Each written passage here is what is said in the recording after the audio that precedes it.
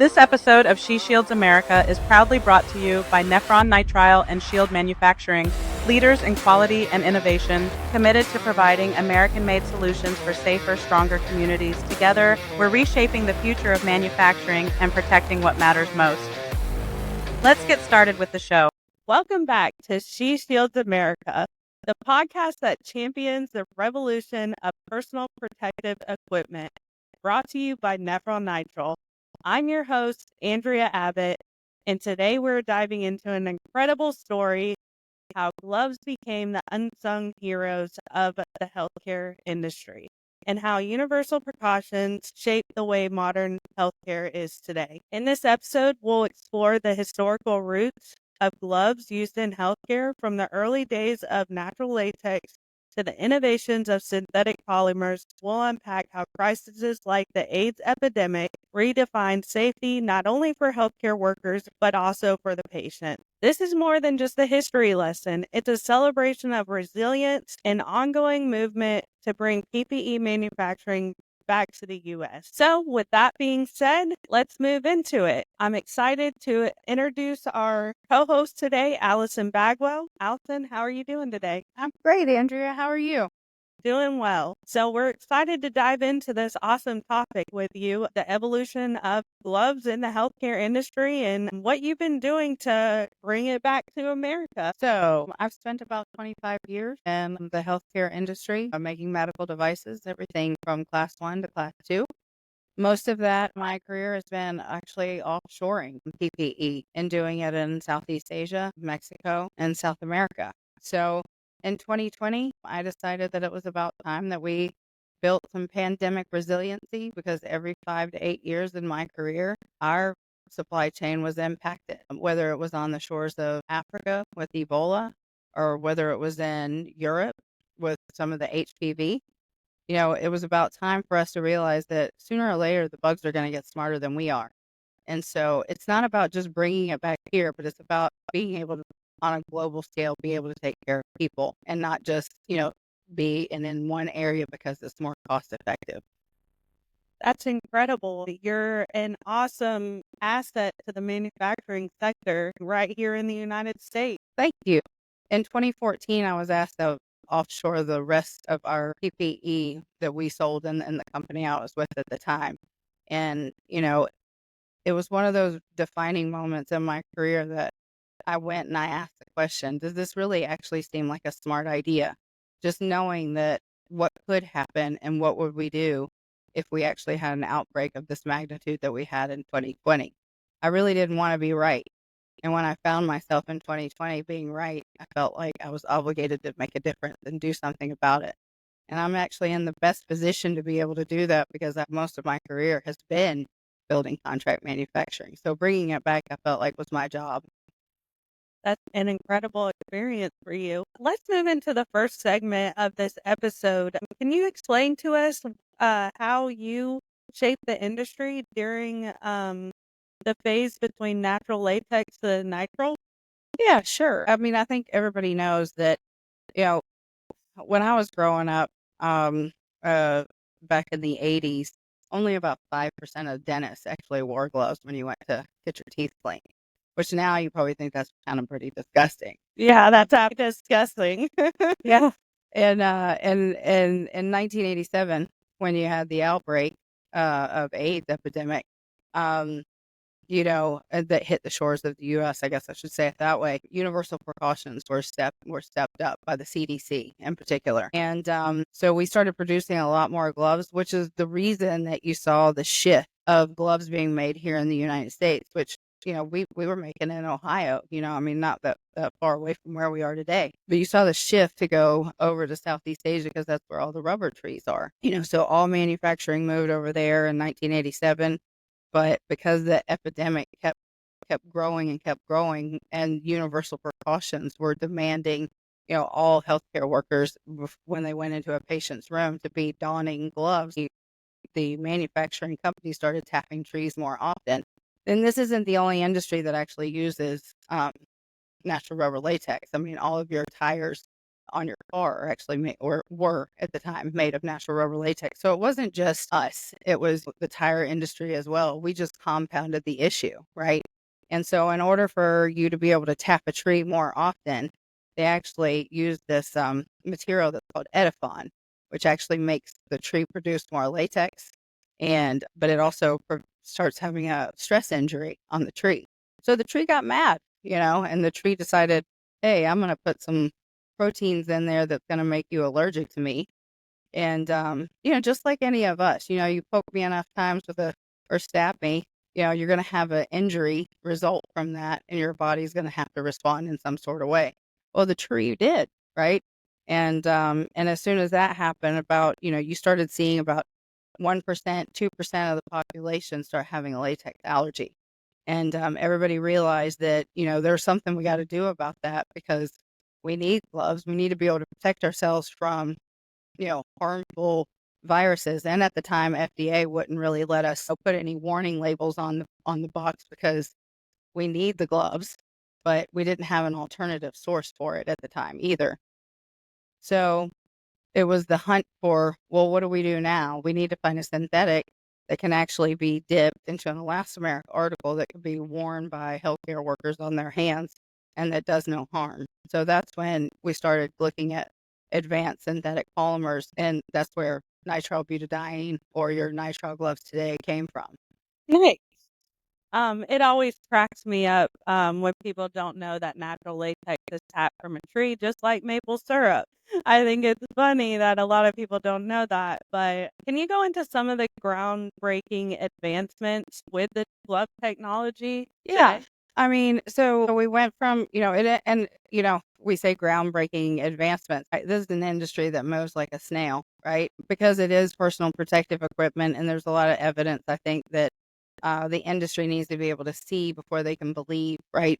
So everybody was all about natural rubber latex. And hey, I got to tell you, I mean, the look, fit, and feel of a natural latex glove is actually really nice, right? I mean, 80% of the condom industry is still made of natural rubber latex. You would not ever find a nitrile condom made, because it just simply would not be comfortable. Absolutely not. That's a thick condom. Yeah, it wouldn't be a good idea. I don't think it would be enjoyable for anyone. At the same point, it was a good material that we could use for gloves. It was in abundance. I mean, the tire industry had switched over to it, but the problem still lied with, you have to use cross linkers, which are accelerators, which are, cause contact dermatitis or type 4 dermatitis issues on hands. So you don't want to leave those behind, but you have to use them to be able to vulcanize the rubber, to be able to cure the glove and make it stretchy. So, we've got to figure out a way to get rid of them. So there's a lot of things that companies spent, looking at, how do I leach out the bad actors that I have to put in the process and not leave anything behind. And then was always the hunt for accelerator free, not using those. But the problem with that was, you started losing, on your chemical permeation, on your chemo claims that you'd want to make, 'cause you're still trying to protect people. So, the hunt for other alternative sources like fluoroprene, like polyisoprene, became, much more great in trying to identify what we could do. But the problem was that those materials are so costly that they actually only fit in one segment of the glove market. Like you and I always talk, a glove isn't a glove isn't a glove, right? You got your exam gloves that the majority of the hospital wears. You got clean room gloves that are specific for tissue culturing and or the laboratory, or solid dosing of drugs, to, your surgical gloves that are super clean or sterile or hand specific, because they're sized differently, because you're in them for a really long time. So you don't want to cause carpal tunnel syndrome on the surgeon's hands. And that part of the market actually could absorb, prices that polyisoprene, because the raw material is just expensive.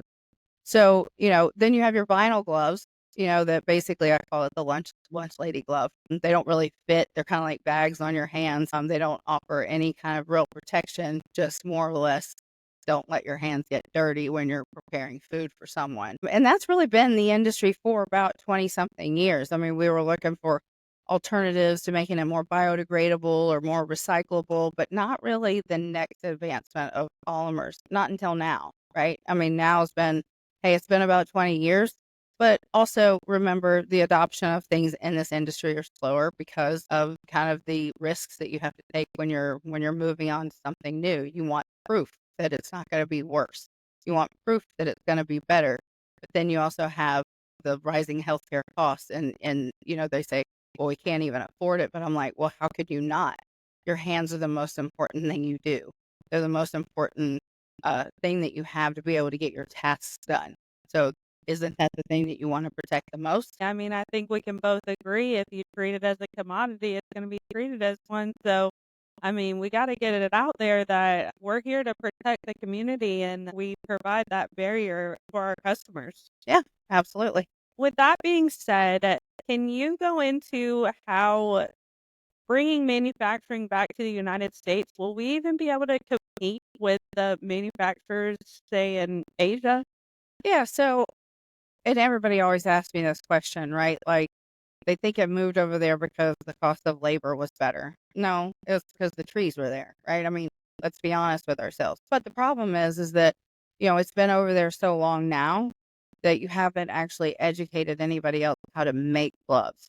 So the science is there, the technology is there, the people who know how to do it is there. And it's, I tell everybody all the time, it's not like you're baking a cake.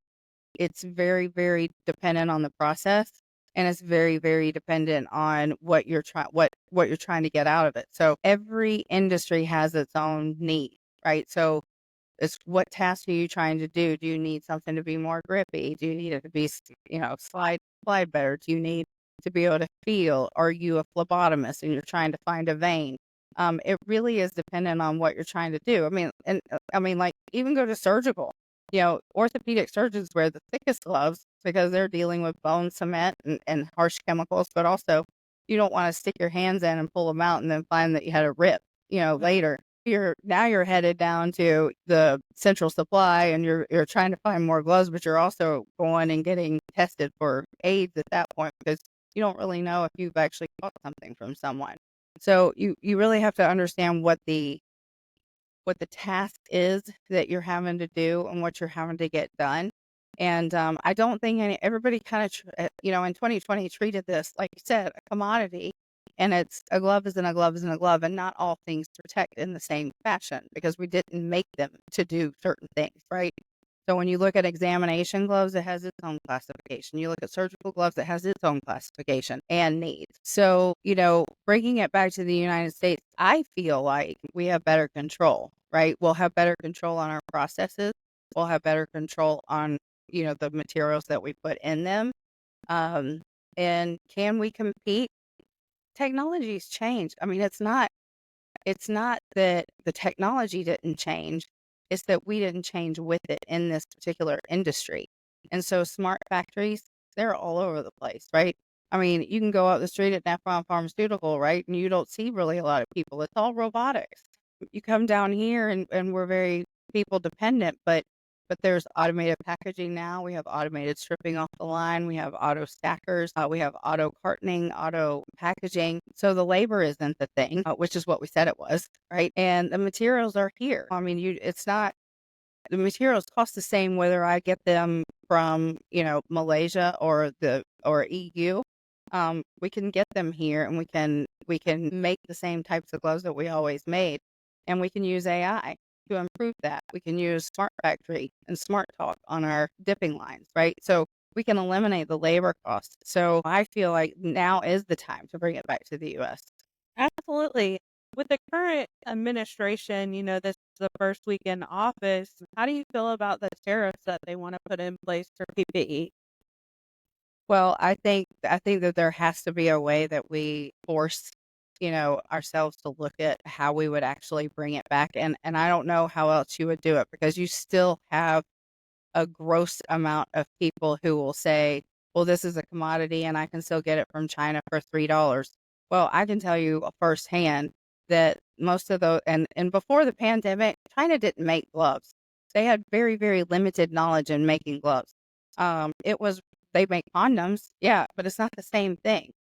Malaysia and Thailand, yes, they make gloves. They know how to make gloves. They have a lot of rubber trees there, right? Um, and and they're at full capacity over there. I believe that, the only way that we can actually help support manufacturing in the US is to place tariffs on other countries. Will it hurt us? Yeah, in the short term, but not in the long term. I mean, we have to figure out a way that we can onshore it here, give jobs back to Americans, and teach again, right? Because if we don't do it now, a lot of that knowledge is going to be lost, right? There's only a handful of people like myself that are still in this industry and still want to teach and bring it back here.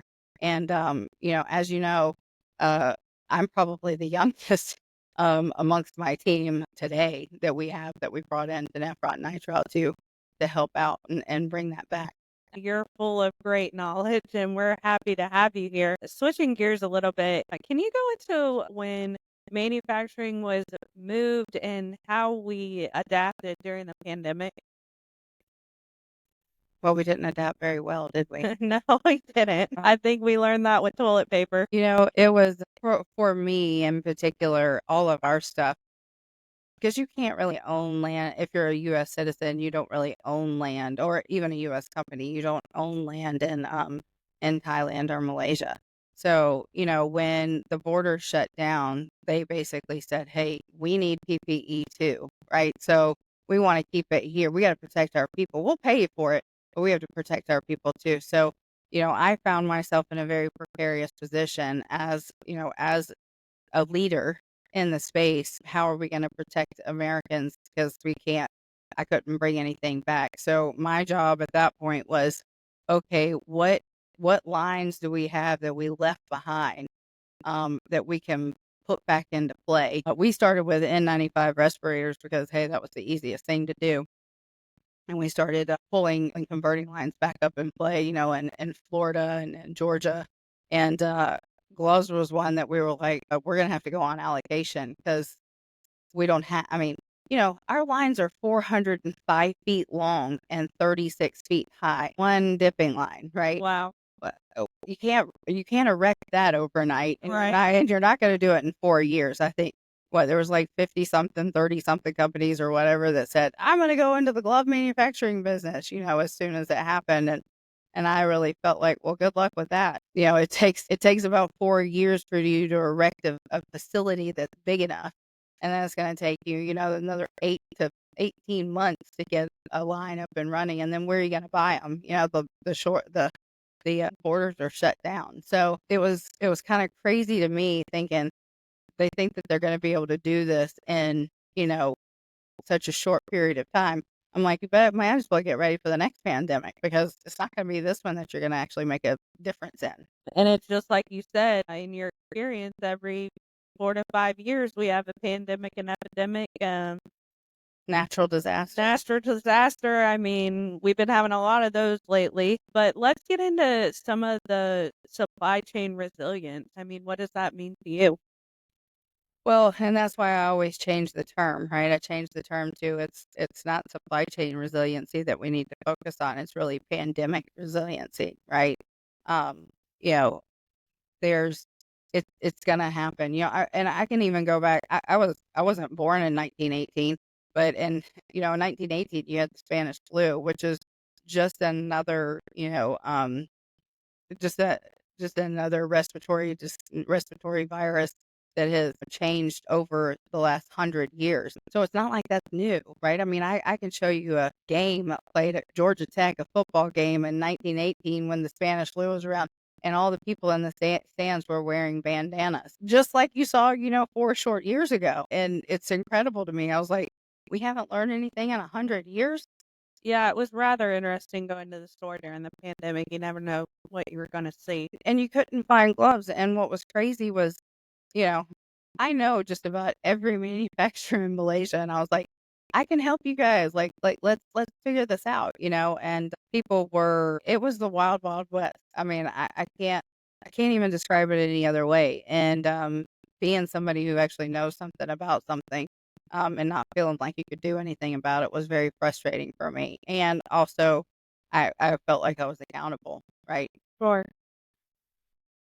All right. Can you explain to us how Nephron Nitrile has contributed to innovation in the glove manufacturing space?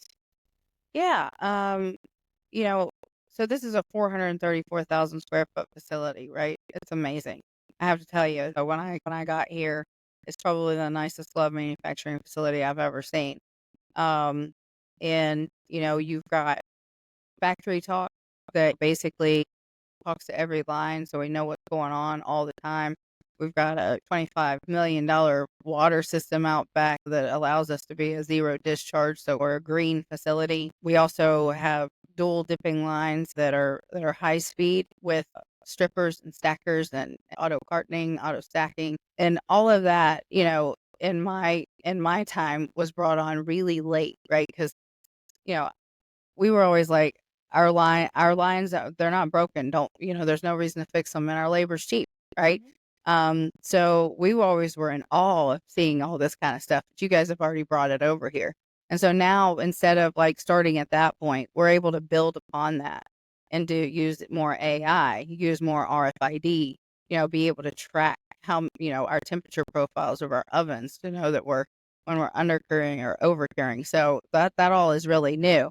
And then now we're getting into polyurethane, right? Which is exciting for us. We'll use half the amount of water.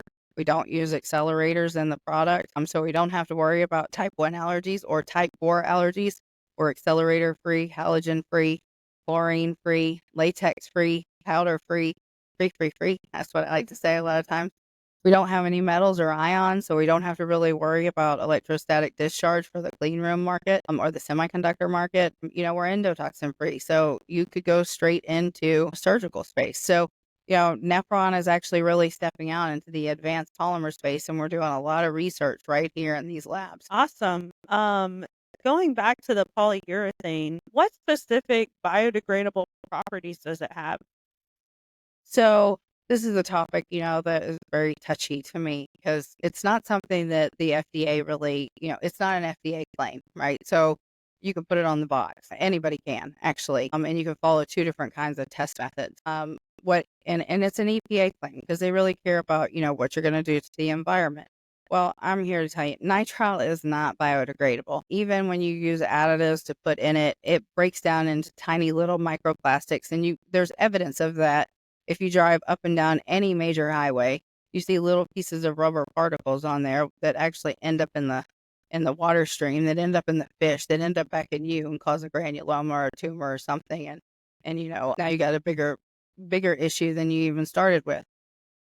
The reason that polyurethane is so fascinating, and which, by the way, it's in every injection molded and enteral feeding tube, tracheostomy tube, peritoneal tube, galore that go in your body. And so we've got a really high profile of the biocompatibility, whether it's cytotoxicity, irritation, sensitization. We know how well it performs. And then on top of all that, not that it's great for the patient, it's great for the healthcare worker, it's great for the environment, because in 37 days in a landfill, whether it's anaerobic or aerobic landfill, depending on how it's positioned, it breaks down into biomass. So it breaks down into water, carbon dioxide, or methane in the anaerobic world, and nitrogen, which is a plant-based nutrient. So it's awesome. And nitrile, all these things that they're trying to do to kind of break it down. You started at 100 years. I'm talking about days. So that's the difference. That's incredible. Why is it important for different industries to adopt glove usage? Okay. So your hands are your most important thing, right? They do everything for you. Whether you're a hairdresser who's using, dyes in order to do your job, or you're a mechanic working underneath the hood and you're using oils and greases, you don't really want to come in contact with any of that stuff. I can tell you that most of the hair dyes that are used today in the top salons have amines in them, which causes bladder cancer. There's enough evidence out there to look at that. And in the mechanic world, I mean, it's oils, greases, fats. You don't know really how it crosses, the skin barrier, the epithelial cells. So, and for me, I'm like, why would you not? And a lot of times they'll say, oh, I wear them because I don't want to get messy. No, you should be wearing them because your hands are the only thing that you have left to do your job. And then on the other side of things, you have things like, if I have to double glove to do my job, carpal tunnel syndrome is something that happens in nitrile gloves a lot. And so you have tattoo artists who wear gloves all the time too, and who have arthritis now, and musculoskeletal disorders and injuries that have been done because of a stress injury from doing their job. Then you can flip back over to surgical again, and you can say, well, back in the day, about 20% of procedures were done under imaging. Well, today about 85% are, and your hands are in that imaging space. Radiation attenuation is real. People will get bone cancer from it. So, protecting your hands are vital, not only so that you can continue to do your job, but so you can continue to live. Absolutely. As we wrap up this segment, do you have anything else for our listeners?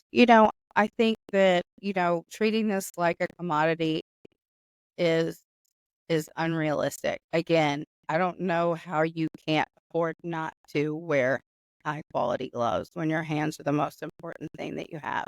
Absolutely. As we wrap up this segment, I want to thank our listeners from tuning in. Don't forget to leave us a review, follow us. We have more to cover in this podcast, and we are excited to drop new episodes.